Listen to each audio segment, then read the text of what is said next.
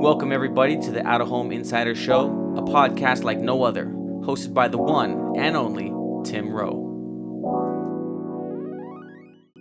A lot of folks don't know this, but it was actually the car business that led me to advertising and really to out of home. And that's why I'm excited to share my recent appearance on the Dealer Talk podcast about how out of home can be a growth lever for local car dealers in 2024. So sit back and enjoy this podcast, my appearance on the Dealer Talk podcast with Herb Anderson. What up? Welcome to another episode of the Dealer Talk podcast. This is your host, Herb Anderson. Thank you so much for tuning in. Today, we have an amazing guest, none other than Mr. Tim Rowe. He's been on the show before, but it's been a minute, and we're going to be talking to you guys about how you can leverage marketing, traditional marketing, out of home in particular in 2024, so you can have some more wins. Tim, what's up? Welcome back. Welcome back. Thank you for having me back. There's so much to talk about. I'm excited. Yeah, dude, I'm excited about this conversation. I was thinking about, man, who can I have to talk about some of the things that I really want to talk about? Because typically it's all digital.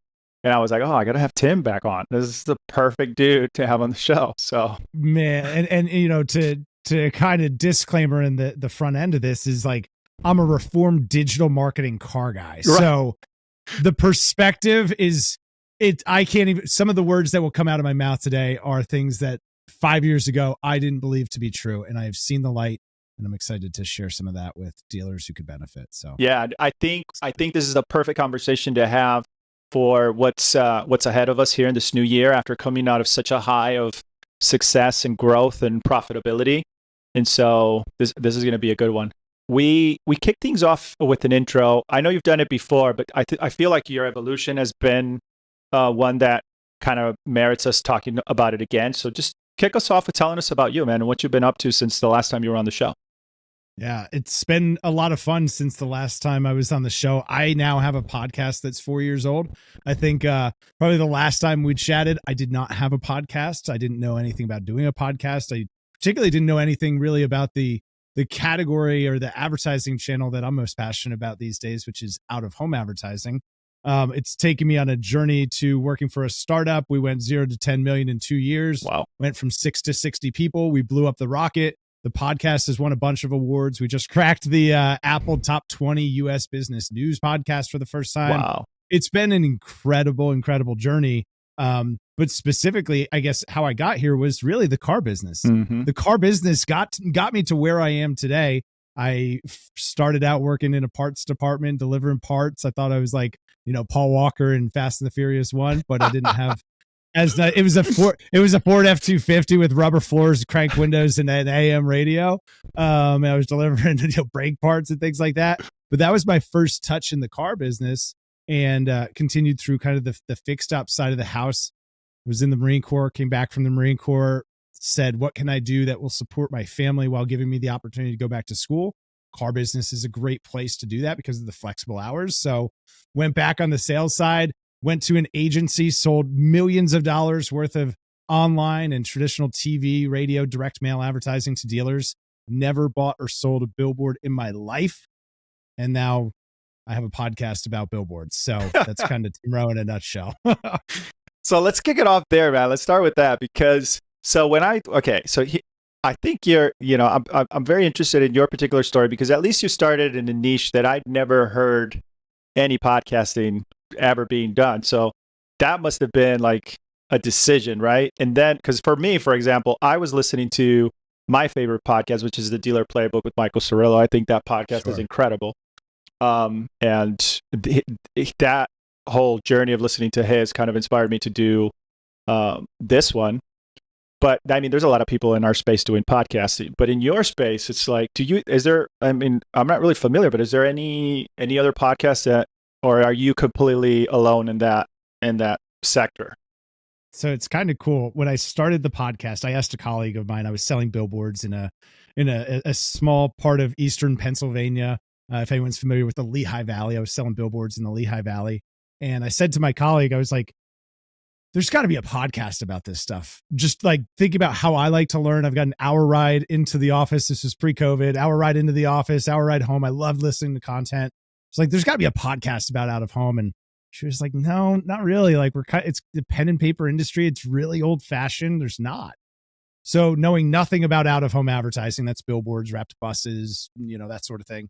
Knowing nothing about out of home and nothing about podcasting, I was like, I'm going to start a podcast about out of home because that seems like a good way to synthesize knowledge and spread that across. I thought my audience was 11 people. I thought it was the other salespeople in my office. I didn't know it would be 100 countries around the world, topping Apple podcast charts and having as much global impact as it has. But it's been a really incredible journey.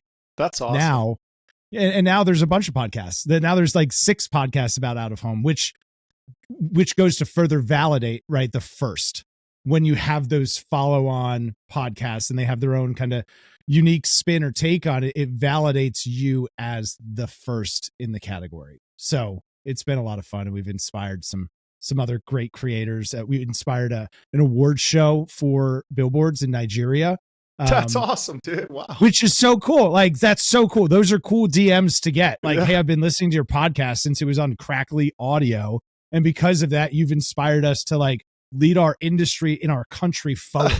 That's amazing. What? Like, I never thought that would be the impact it's had, but yeah, so far so good. That's awesome, man. Congrats, bro. Like, it's amazing. Like, I've talked about this on the show before, but to do something like this, like at any capacity, because I started doing it in an office in my house, and I had I remember having a cardboard box around my mic, which I learned later was a wrong move because like that's not the way to isolate sound and stuff. But I didn't know anything about anything, right? So, sure. Right, you got to figure out how to do a podcast while doing the podcast. Like, that's also part of the mechanics, is figuring out how to do a podcast.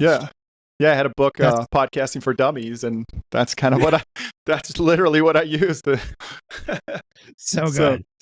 And now we have studio cameras, a producer. It's like, the journey, right? So you let it grow. Yeah. You let it evolve. It's just, but to do something like this in the past, it would have been hundreds of thousands of dollars. And now you have these mediums, it's free. You can just create the content and do your thing. And what a great opportunity for dealers too. It doesn't, something I've thought about too for dealers specifically around like podcasting as a mechanism, right? Is that you don't necessarily, I wouldn't listen to my local Honda dealers podcast. Let's just be honest, right?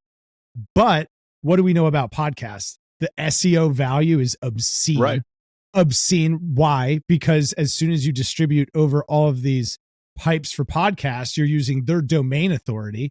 So if I'm the local Honda dealer or I'm the local used car dealer, I would start thinking about podcasting as a distribution mechanism. Mm-hmm. Give me a 5-minute interview with the customer that just bought the car.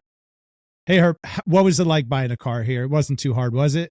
No. And would you recommend someone came back down and tried us again? And guess what? I'm going to upload that as a podcast. I'm going to push it out over the pipes. And now I'm going to absolutely dominate local SEO for Honda, your town, client names, right? Like, you will be the absolute powerhouse dealer. I want to see someone test that. I think that's a huge opportunity plus, for dealer to release a podcast. The format is, you're absolutely correct. And the format lends itself very well to like incentives and deals of the month and all this. That's a format that's a little that could be more effective if you get the audience, of course. Wow. To talk about the all the things that are happening for that month versus trying to cram all that information on a long form post on Facebook, for instance. You know what I mean? So interesting, right? The outro to that 5-minute customer testimonial, right? It's a customer testimonial. It's talking about how great it was buying a car here, servicing my car here, whatever. And then at the end of that is an outro of, going on now is our end of year discount bonus sale. Come on down. All that. I mean, you can cram all that information right there and let the customers know of all these things that are happening. There's some digital agencies listening right now that are like, stop, that's too good of an idea. Don't say anything more. Anyways, man, listen, we know that there's been some crazy good times, which is weird because I remember when this whole pandemic, everything, I was nervous. I was like, I don't know what's going to happen. Like, dealers they're probably going to cancel services for the foreseeable future. You can't even go to work at a dealership because they're closed or not hiring, or they didn't know what they were laying people off. So it was like, a little bit scary there. And then, 2-3 months into it, it turned into this thing where it became a very good thing within a bad situation, right? And now we're at the tail end of it, and there's a lot of panic again, right? So market correction. Yeah, exactly. Which is funny to me, and I've said this to a couple of the GMs that I consult with. I was like, dude, like you knew this day was coming. Like I don't know why. Eventually, I don't know why everybody's surprised and freaking out. Like we knew that. Right. We just printed 1/3 of the money supply in the last 3 years and gave it away to a bunch of people who spent it on cars. Eventually, the music has to stop. Yeah. So let's get scrappy. Let's get smart. Let's get lean. Yes. Efficient. Let's really, I think this is a great opportunity for dealers to make some of those hard decisions that maybe we didn't have to make the last 3 years. Where do we cut? Where do we trim the fat and really get intentional about the business? It's going to be an interesting couple of years ahead. For sure. And it's good, right? Because it's like the survival of the fittest, right? The market always autocorrects, and the people that are not meant to be in it, they shouldn't be in it, right? So that's a good thing. But I think so. There are a lot of dealers out there that are starting to plan for 2024, and they're thinking about some of the things that they can leverage. And one of the conversations that I'm having with a lot of my stores is like, dude, there is a humongous opportunity right now with traditional mediums. I think that we have gone too digital, and it's not just me saying it. Look at the stuff, and I've said it before in previous episodes, but this is becoming a recurring theme. Look at platforms like Google, look at platforms like Microsoft Auto or Bing, however you want to look at that, where they first it was VLAs and all listing ads, and let me show you a picture of the car. So you click it. During the pandemic, that was perfect because as long as you had the car, the demand was enough where people were going to click, and they were, they were going to end up on your website, and all that was great. But now with Performance Max, why do you think that they went to Performance Max? Why do you think that now they're saying, hey, give me all your content and let my platform distribute that content and put it in these places where it's going to perform the best? And it's not just about my car anymore. It's about the branding message. Right. Why are they doing that?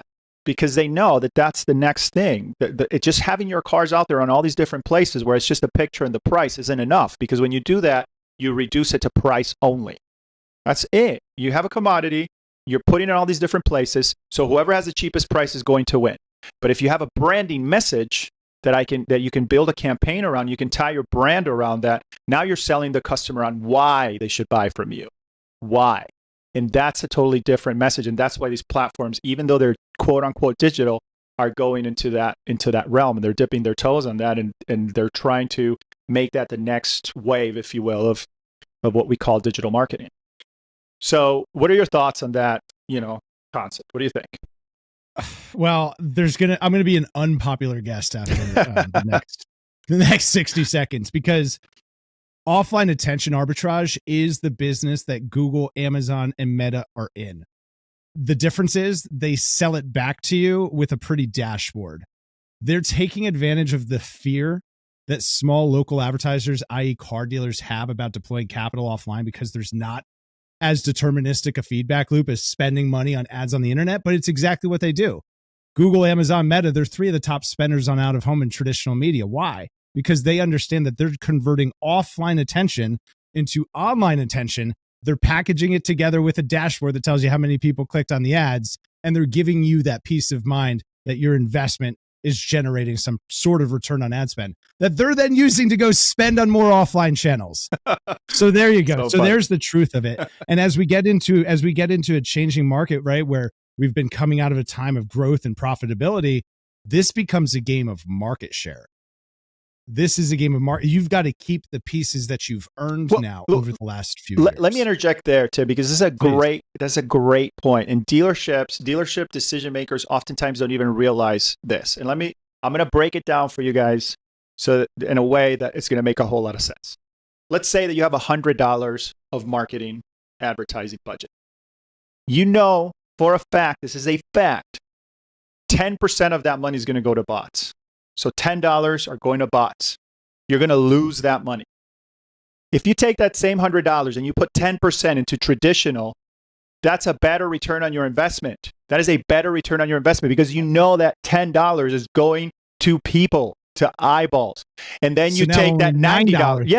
Yeah, there you go. You take that $9 and now it's reduced. Your waste is reduced. So traditional has its place. You cannot forget about traditional. It's underpriced. It's offline attention arbitrage. It's what you're being sold. in all of your digital advertising. That's what you're buying. Yeah.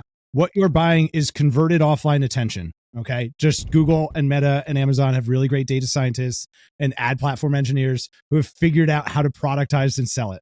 Right. So as we get into this time of growth and profitability, kind of moving to the back burner, now we're talking more about market share. Market share is purely a representation of mind share. Mm-hmm. How much attention are you buying in the market? And it's really, really hard to build a brand, to build a top of funnel brand digitally. It's really, really hard. Yeah. I can't think of a single Fortune 500 company built off of Facebook ads. I don't know it. If someone knows it, I'd love to find out who that is. They don't exist. And there's a reason for that, because people believe things that are in the real world. Right. Whether it's a billboard, a wrapped truck.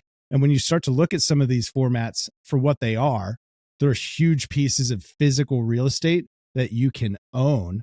I know that's something that every dealer can appreciate. Owning real estate, you have an ownership opportunity in your local community, targeted by zip code, that is in front of the people who have the means to do business with you every single day. When you break it out on a cost per thousand standpoint, a wrapped truck campaign, less than $1 per thousand. Mm-hmm. Billboard campaigns, $4 to $5 per thousand. But you're spending $35 a thousand on CTV because it comes with an auto intender list. Like, that's really hard for me to rationalize as someone who sold it. I sold this stuff and I sold a lot of it.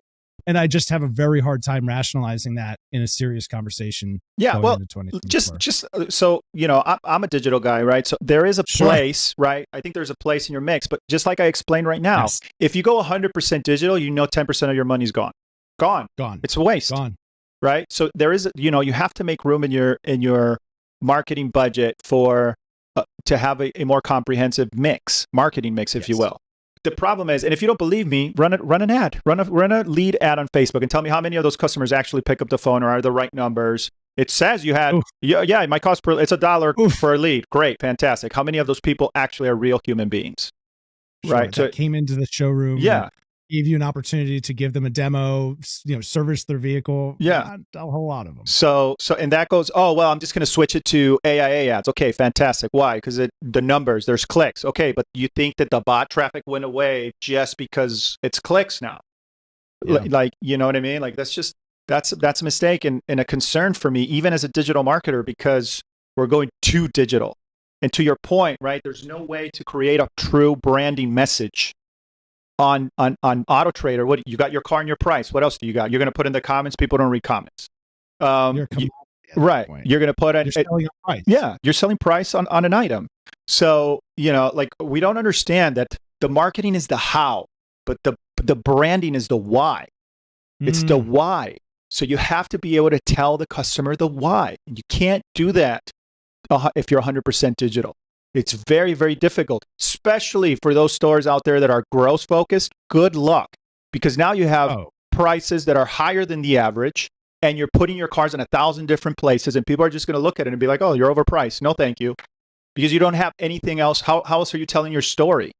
How else are you telling the customer why they should buy from you? Why should they pay that extra, 10% or 12%? You know what I'm saying?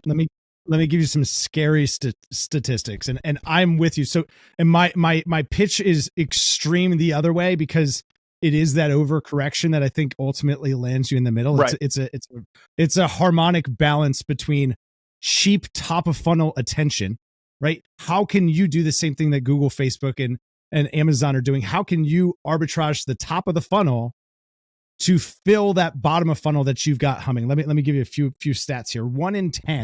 1 in 10 people are using a VPN to mask their location. So there goes your location targeted marketing, right? 50% of the population, 50% of everyone in the US is using some sort of ad blocker. The cost to create the content that you're using for advertising, you're surely recognizing that's going up 20 to 40%. The cost to create content. Brand Folder reports that 68% of content created goes unused. So net that math out.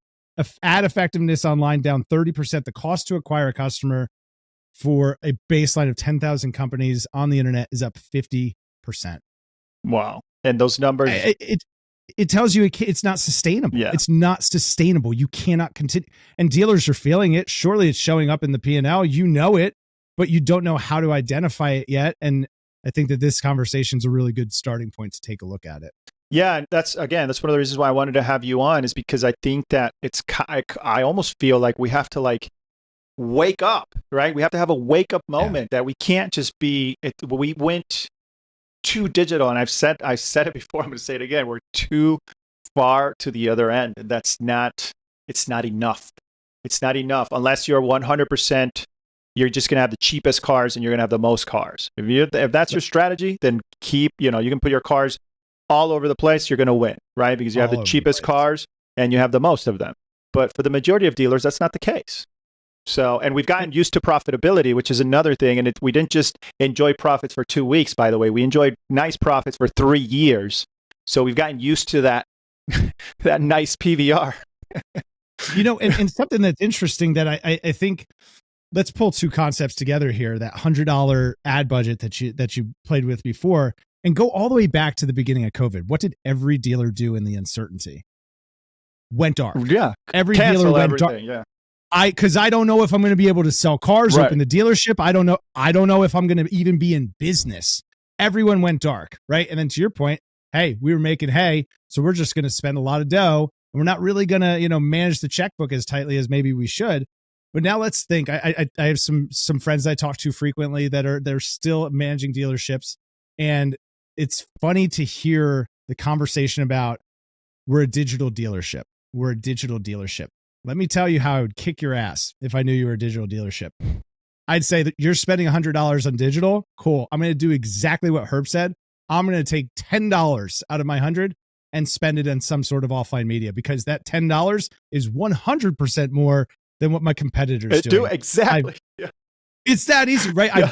I've de-risked my exposure to how much of my budget's going to bots, right? Because 10% of 90 is that $9 that we talked about. So instead of $10 and 10%, it's $9 and 9% of the overall budget. And then you're building that compound effect month over month over month of having a couple billboards. You've got a mobile recall center. You're doing mobile warranty work. Why not put a couple of wrapped box trucks on the road? It looks like you've got crews everywhere. Guess what branded delivery trucks do? They make deliveries all over town, which guess what? That means they sit in traffic. Like, I've never sat and stared at a Facebook ad for 7 minutes. Yeah, right. I don't know if you have, but I've sat in traffic behind a truck before. For sure. And right? Yeah, and you guys talked about it in a recent episode of your show where and I can't remember if it was you or your guest, but they were talking about like you can park that car at a Walmart. Sure. What are they going to say? They might call you and be like, hey, I need you to move this car. But how many people are going to see that car parked there? You know what I mean? With all that foot traffic. Easy peasy. Yeah. Right? Like, hey, it's the end of the year. Let's do an LED truck. If you've never seen these things. So like movie theaters on wheels, right? You've got two sides of the truck that they play full motion video. You've got the full back. It plays sound outward. So it's like an ice cream truck, and you could be driving that thing around your town while everyone else is out shopping for a few G's on the weekend. Like, okay, cool. Yeah, your balloons look great, but also I just got stuck in traffic behind a movie theater on wheels. Yeah. Like, I don't know, like those opportunities. And to your point of like over optimized to digital, I sold it. Like, I've reformed. I've seen, and here it's not just me. Airbnb, the CFO from Airbnb talks about this all the time, that since they switched from performance marketing to more brand marketing, they've gotten back to growth. They're more profitable. They're a healthier company overall. Adidas, same thing. So these are big mega global brands. And again, the ad platforms that you're buying attention from on the internet, they're all doing this anyway. They're just not telling you they're doing it. So I think that should be your permission slip to try something new and to break out of that echo chamber, if you will. Yeah, two things I want to talk about. I want to talk about the digitization, because there is a digitization to traditional or out of home, and we're going to expand on that in a minute. But the other thing too is that it's a differentiator, man. To Tim's point earlier, like your competitors stopped doing that a long time ago, just like you did. So yeah, go back to it. And just because your digital agency thinks it's a crazy idea, the reason they think it's crazy is because they don't understand it, and they don't benefit from it either. And they don't benefit from it either. But I actually think that's the opportunity for digital agencies. Is like, here's what let me clarify that. Effect, let me clarify that, because it's not like they benefit financially. Of course, they have their agency fee, but they don't benefit on the metrics because they can't prove that it works. That's what I mean by that. So here's where I'm going to give permission slip to the agencies now to do more of this stuff. And you can email me if any of this is interesting, tim@theoohinsider.com. I have 4 years of content on exactly this topic coming from a car guy perspective. What shows up in the analytics? Reduced cost per click. Your SEO performs better. Your SMS response rates go up. Your email open rates go up. Your direct mail performs better. It's the ultimate in grassroots credibility. Mm-hmm. It's a trust and authority builder that no Facebook ad could ever create. A billboard on the side of the road, and then I get home and I see the CTV spot because it's zip code targeted, or I'm doing some sort of exposed audience retargeting because I want to be extra efficient. And then a direct mail piece shows up in my mailbox. That's how you win in 2024 is you think more about efficiency. It's not about excluding or including only specific tactics. How can I be most efficient in my market, in the zip codes that matter most, with the vehicle lines that matter most, and specifically with parts and service? Because that's, I think, the biggest opportunity right now is to do some of the things we've talked about and to lean into that parts and service messaging as the economy tightens. People aren't thinking about buying new things as much. They're thinking about maintaining what they've got.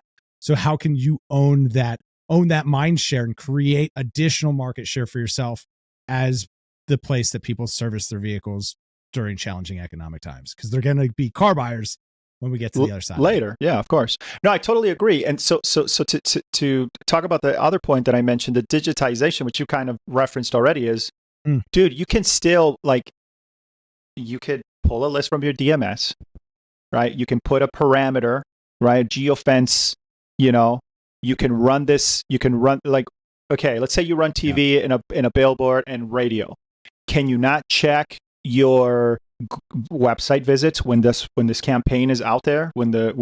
What's the high traffic for the billboard? Well, it's from 7 a.m. to 9 o'clock because that's when people go to work. Okay, great. Now check your website from like 10 to 12 and see if after you put the billboard, you start to see a spike because I got to work. Oh yeah, let me go to the website because now I'm looking for a car.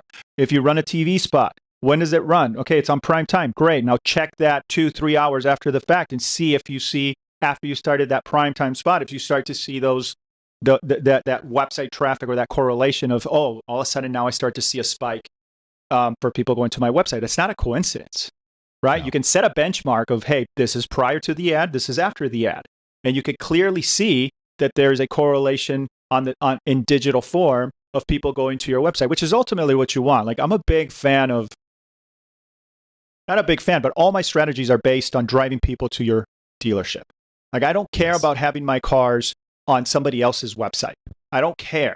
Like, I know I have to be on there. It's only good for them. Right. I know I have to be on there. I will be on there with the minimal possible budget, and that's it. And the majority of my advertising should be to drive people to my sandbox, where I control the experience. I control the narrative. It's only my inventory and not my competitors.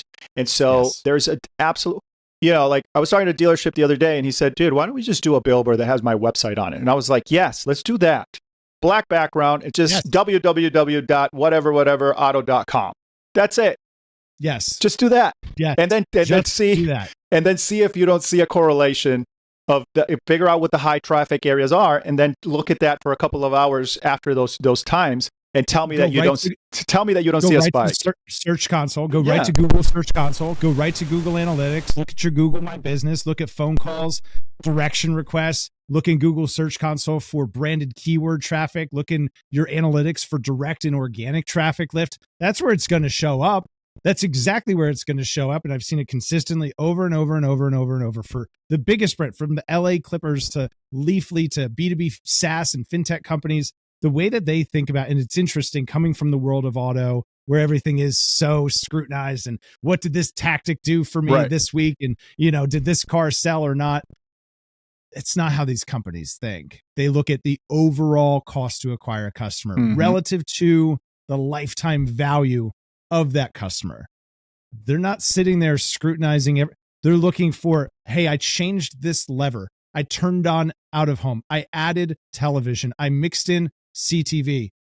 Did my overall cost to sell a car go up or down? Right.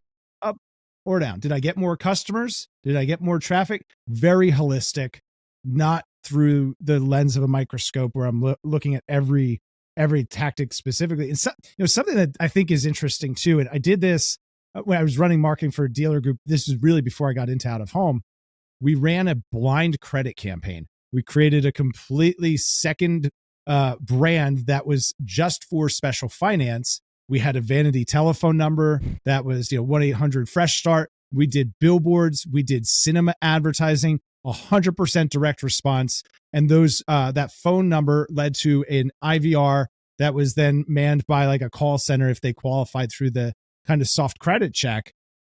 Another way to start testing other things. Maybe you have maxed out everything that your dealership can do in your footprint. Are there other ways that you can start monetizing other pieces of your business? So I think that just thinking differently than what you've been kind of conditioned to as someone who's broken out of the matrix, it's pretty exciting. And I think that dealers are going to be more profitable as they start to think through some of these things and really make those hard decisions. Yeah, I agree. And I think that the other thing too, I think that these agencies did a bang up job of selling you on, oh, you don't need to be untraditional anymore. Right? Totally. Because you couldn't. I was him.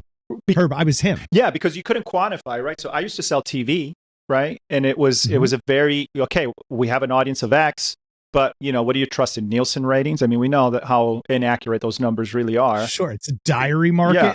So, I mean, and I was selling in the Hispanic market, which, like all the data shows that actually Hispanic audiences still to this day actually do watch commercials and they do watch shows live, and the data supported the reason why they needed to invest, but still everybody was switching to digital, and it was like, yeah, I mean, yes, there's some advantages, and yes, there is the not that data is not what I'm trying to get at, but the attribution that everybody always wanted to see with some of these traditional mediums like radio and TV, and so you could see it that way, but it's not.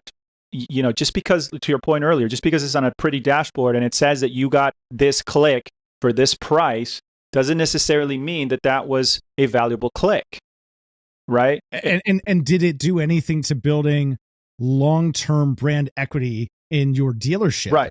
In your brand? So, and what I realized through this kind of a journey myself to learning and loving out of home is that for marketers that haven't tested offline before, or maybe used to do offline, but it's harder to rationalize because we don't have as clean a data set. I realized it's really about creating investment confidence. How do I confidently invest in the channel? And what's interesting about out of home, and we're seeing more use cases for it in radio and traditional linear TV, but there's a few different companies. One is Placer AI. And what they do is they actually are a commercial real estate and kind of civic planning location intelligence company. And what's significant about data collected for that use case, for the offline purpose of commercial real estate, what roads should we detour onto when we're doing this big construction project, which neighborhoods have the highest crime rates relative to where we should build the next school. When the data is collected for that purpose, it's not subjected to the privacy laws that impact ads targeting on the internet. So why is that important? It means that the real world is more deterministically targeted than the internet. If you need to see, I can look at your dealership, your competitor's dealership. I can tell you which roads their customers take to get to and from the dealership. I can tell you where their customers go before and after. I can tell you how long the average customer waits there. Oh, hey, they have an average wait of 120 minutes. You have an average wait of 150 minutes. You have a 3.5-star rating. They have a 4-star rating. I think we have a problem here. Or I know which roads their customers are taking when they leave. You want to run a conquesting campaign? I know about a little billboard on this side street that 64% of their customers take when they're exiting the dealership. That's $300 a month. Well, you did a video. I saw that a while back where I thought it was pretty awesome. Actually, you were like, "Now this is a perfect out-of-home campaign," and you were driving, and like it took me 40 minutes to get, and every 15 minutes there was a billboard for that same business. You're like, you're gonna tell me that they didn't see that? Like, come on. They're up right now. It's for an oil company, and it's funny, but we saw them this weekend on the way to church, and my son said, we were like 3 towns away. Our church is about a half an hour away. We live in Hackettstown, and the company's name is Hackettstown Oil. We saw their billboards 3 towns away, and my son confused goes, "We're still in Hackettstown?" He associated the billboard right, with this company Right. who he's seen a million times. That's the sort of ownership that a billboard creates. For a second, my son was confused where the heck we were. and that's such a cool opportunity. So, and even if it's not a traditional billboard campaign, I know that especially for like the digital focused dealers, programmatic digital out of home, you can dominate your local market. Mm-hmm. You can be in every doctor's office. You could be at every gas station pump. You could be in every C-store. It doesn't necessarily have to be a big billboard on the side of the road or a wrap box truck or something big and expensive. But you don't see that anymore, Tim. You don't see it. Like, I was thinking about that the other day. Like, the only time I see a dealership billboard is those digital billboards where it lasts for like 5 seconds and then the thing is gone. Right. And they're doing it because it's like a promotional push. It's like a bundle that's bundled with their agency, and their agency can say like, oh yeah, I got you on this billboard. It's just kind of like an afterthought sort of a deal.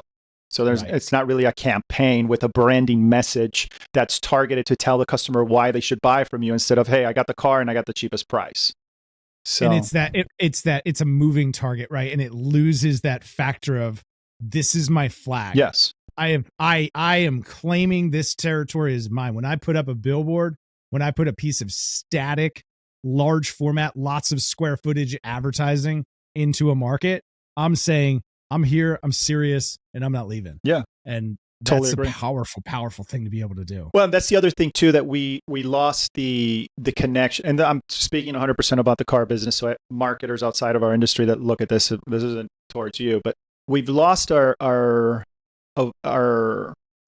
identity, our marketing identity, because every time we do a marketing campaign, it's always about this month, this deal. Did I sell a car? And that's traditional. This is what I tell the dealers when they ask me for a full strategy. You're going to do this much percentage of your budget in traditional. You're going to do it forever. And we're never going to talk about results. We're never going to measure how the billboard, if anybody, you're not going to ask me about, we're just going to do it. We're going to do it forever. You're just going to prove the creative every month. And that's it. We're not going to talk about it anymore. Like, it's just because we get lost in this thing that, oh, I have to have the click, or I have to know exactly what I got out of this. It's just not. Those are things that, think about it. Like when you're looking for a car, for instance, let's talk about dealerships.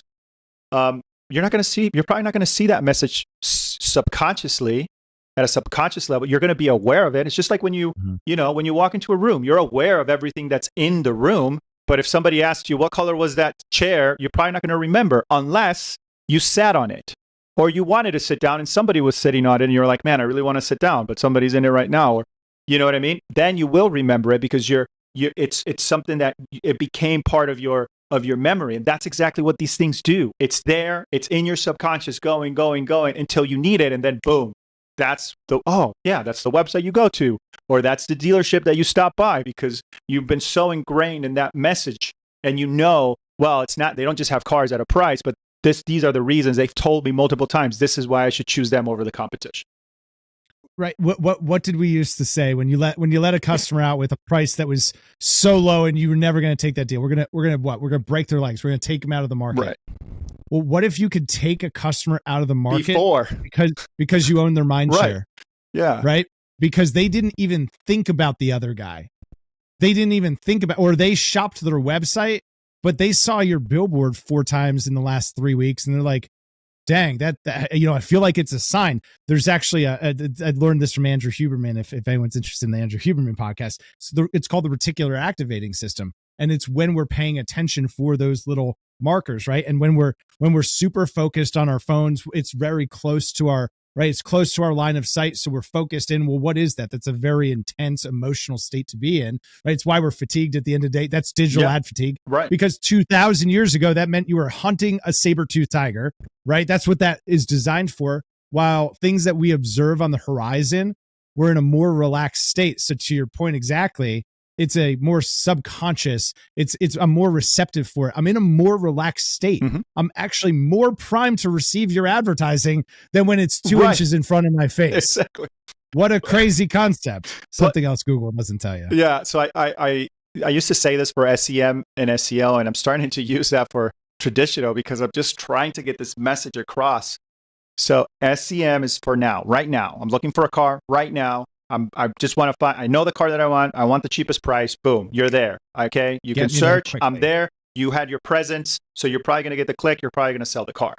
But the traditional is the long-term strategy. It's the long-term success strategy because it should be about branding. You're not going to put one car in a billboard and say, this car is $20,000. You're not going to do that because that's not going to be effective, right? You got to sell the customer on the reason why they need to choose you over your competition.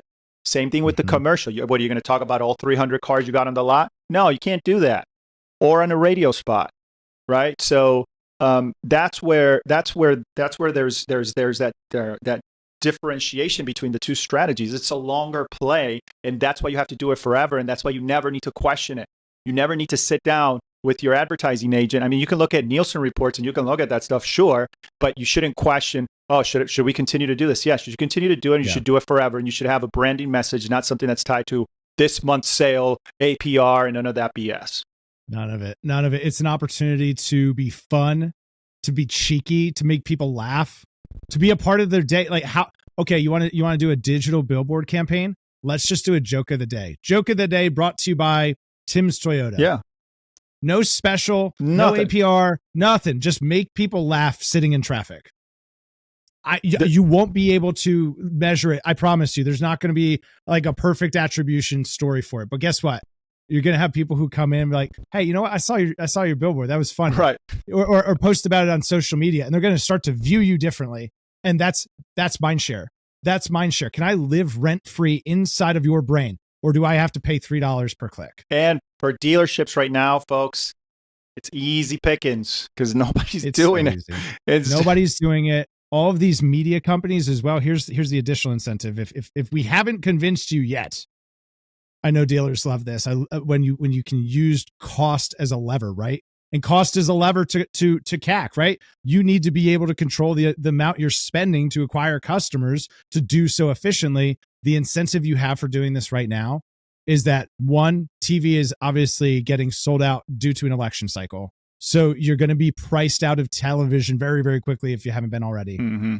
The out-of-home ad channels, the only traditional ad channel that continues to grow year over year, yet hasn't fully recovered from COVID, which means there are deals to be had.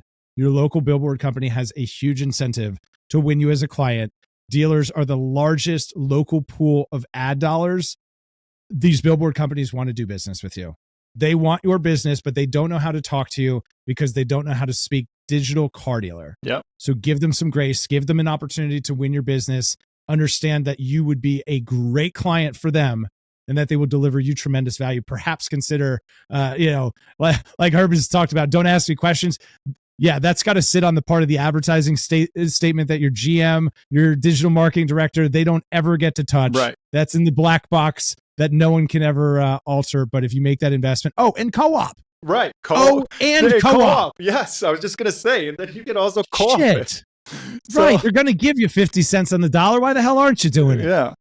So, anyway, dude, we're getting close to that time, man. I really, really appreciate this. This has been an awesome conversation. I can't believe 50 minutes already. I feel like we just started talking. Jeez.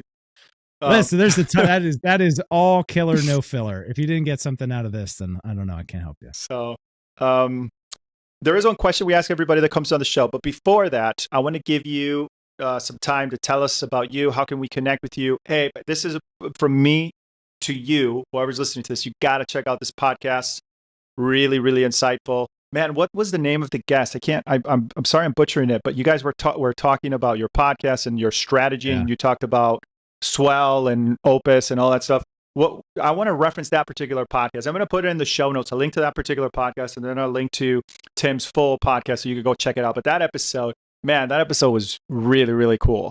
I enjoyed that a lot. Really good episode. Yeah. And it was fun because I was actually a guest on his podcast. His name's Cody Schneider. Yes.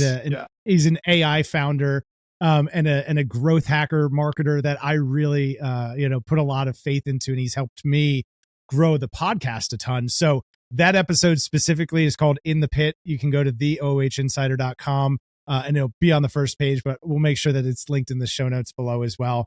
And I think that the value for dealers to take out of that, which is, and this ties off, like comes full circle on where we started about, starting podcasts. Why? You have an opportunity to develop your own personal thought leadership brand. And whatever happens in the car business, whether you do billboards or not, the value that you bring as an executive to the companies you work for, more and more is going to be associated with your personal brand. That podcast specifically is about how to build a personal brand, at least the way that I've kind of discovered how to do. And it doesn't mean you need to be a full-blown podcaster, but I think it's something really important to think about. It's a great opportunity for people to get out, to help grow others, but also to build a little bit of a moat around yourself as well. So that's a great episode. Thanks for bringing it up. For sure. So go to the show notes. You want to check that out. And then also go to the show notes to check out a link to Tim's entire podcast, his website, his whole deal. Doing a lot of amazing things, man. It's really good to reconnect with you. Appreciate you taking the time to join me. And we do ask a question to everybody that's on the show. And that question is, where do you see the automotive industry headed in the next 5 years and why? 5 years. All right. So I'm going to advance us to 2024 plus 5. So 2029. I think that car dealerships are going to look more like delivery centers. I think that the shopper experience is going to continue to morph and be more like a software customer experience where I've got someone who's dedicated to giving me demos. I've got product experts, and I know some dealers are already doing this. I think that streamlined dealership process is going to be more at scale in 5 years. I think that there's going to be less of the hokey stuff, less of the 15 buttons on my website to try and get a lead. The dealers that figure out, the dealers that figure out native communication. People are people at the end of the day. Yeah. Just figure out how to communicate with people and optimize for that. And then hopefully they're doing a lot of billboards too. So that's my 5 year outlook. Yeah. To your point, I think that it's going to be more voice ChatGPT-esque where you're just going to tell the system like, hey, I'm looking for a 2028 Ford F-150 with these accessories, this color, and this price. And the system's just going to go and find whoever has that car and be like, hey, you got 3 of these options, choose it. So I think and if you want to submit a lead, it'll ask you like, hey, do you want to give your personal information? Mm-hmm. Yeah. Yes. And my personal information, it'll be something totally like that. Sounds awesome. So right. Automatically book the appointment, send me the text message calendar reminder. Yes. It's going to be awesome. No more, to your point, no more 50 widgets on the SRP. Now we put them on the SRP and the VDP because, the SRP isn't enough or the VDP isn't enough. But you got to put them everywhere. Soon enough, there'll be CTAs on the homepage too without you even having a car. They'll be asking you for the information. It's like, dude, what the hell, man? We're going the wrong way. Hopefully we saved a few folks today. I think we saved a few. So, quick question. I've been wondering, and my producer has been wondering too. The Deadpool... what's the scoop? Off to the other side there are all the other stuffed animals. It's my son's, and honestly I just like the way it looks. Like he just adds a nice touch back there. Right on. Okay, well there you have it, folks. Tim, thanks again, man. Thanks for doing this. I really appreciate it, and thank you for tuning in. That is all the time that we have today, and as usual, we'll talk later.